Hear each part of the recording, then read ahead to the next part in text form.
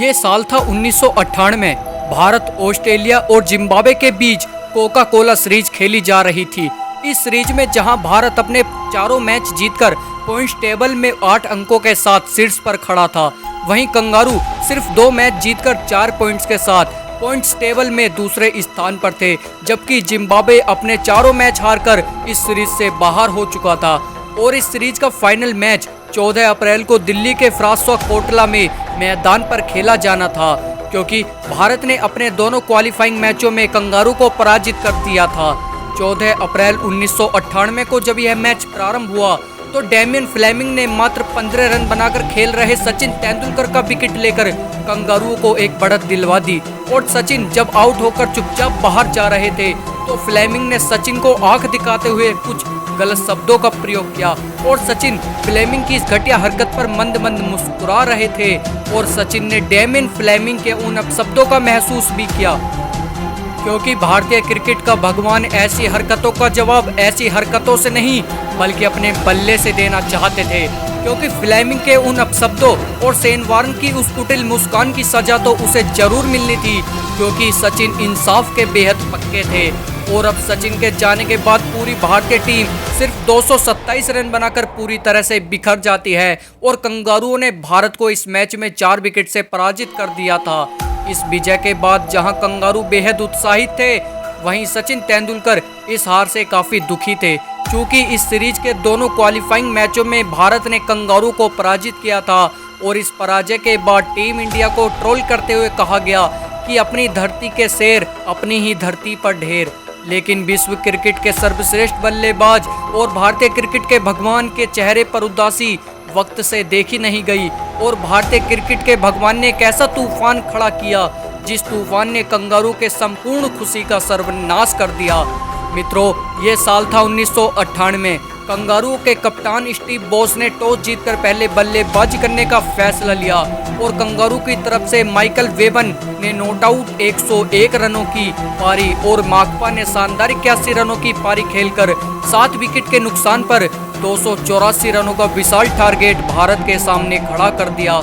और जब 284 रन पर कंगारू की पारी समाप्त हुई तो सभी ऑस्ट्रेलियाई दिग्गजों ने भारत के पराजय की घोषणा कर दी थी, क्योंकि 285 रनों का लक्ष्य मित्रों आज के समय में जरूर सामान्य लग रहा होगा, लेकिन आज से 26 साल पहले यह लक्ष्य वो भी कंगारू के खिलाफ जिनके पास उस समय शेन वॉर्न ऐसा दुनिया का सबसे बड़ा स्पिन का जादूगर मौजूद था, उनके खिलाफ ये 285 रनों का लक्ष्य किसी माउंट एवरेस्ट की चढ़ाई से कम नहीं था।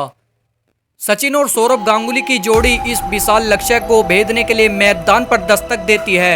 इन दोनों बल्लेबाजों ने भारत को ठीक ठाक शुरुआत दिलाई, लेकिन 90 ओवर की तीसरी गेंद पर डेमियन फ्लेमिंग ने मात्र 17 रन बनाकर खेल रहे सौरभ गांगुली का विकेट लेकर भारत को पहला झटका दे दिया।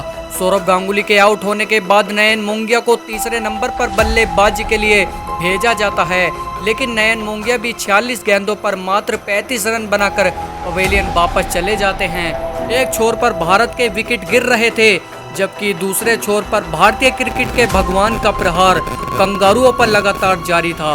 अब अगले 15 ओवर में भारत को जीतने के लिए 133 रनों की आवश्यकता थी, जबकि नेट रन रेट के आधार पर फाइनल में प्रवेश लेने के लिए भारत को अभी भी अगले आने वाली 90 गेंदों में 94 रनों की जरूरत थी। और जिस तरह से एक के बाद एक भारतीय विकेट का पतन हो रहा था, उसे देखकर अब यह लक्ष्य बेहद मुश्किल नजर आने लगा था। खैर, तूफान शांत होने के बाद समस्त भारतीय दर्शकों के साथ संपूर्ण कंगारू की सेना ने एक और तूफान देखा, और ये तूफान था भारतीय क्रिकेट के भगवान का।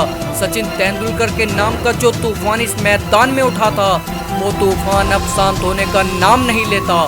सचिन ने समस्त कंगारू गेंदबाजों पर प्रहार करते हुए मैदान के चारों कोनों में रनों की बरसात कर दी।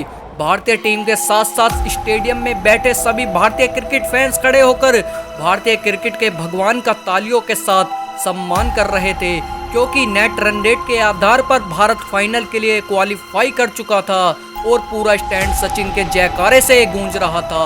जैसे भारत ने यह मैच जीत लिया हो। सचिन ने अपने इकलौते पराक्रम की बदौलत भारत को फाइनल में पहुंचाकर सभी ऑस्ट्रेलियाई खिलाड़ियों को जवाब दे दिया था कि सचिन की इस तूफानी पारी का अंदाजा इसी बात से लगाया जा सकता है कि 5वें विकेट के लिए सचिन और लक्ष्मण के बीच 104 रनों की साझेदारी हुई थी, जिसमें केवल 20 रन लक्ष्मण के बल्ले से बाकी 80 रन सचिन के बल्ले से थे। 43वें ओवर की आखिरी गेंद पर एक गलत निर्णय का शिकार होकर सचिन आउट हो जाते हैं, लेकिन जाने से पहले सचिन ने 131 गेंदों में 147 रनों की ताबड़तोड़ पारी खेलकर भारत को फाइनल में जाकर खड़ा कर दिया था।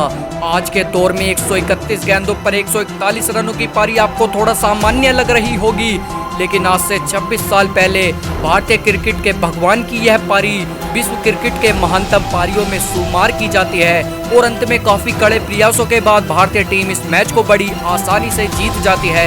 तो मित्रों, भारतीय क्रिकेट के भगवान सचिन तेंदुलकर की यह पारी आपको कैसी लगी, हमें एक शब्द में कमेंट जरूर कर दीजिएगा। नमस्कार दोस्तों, जय हिंद, जय भारत।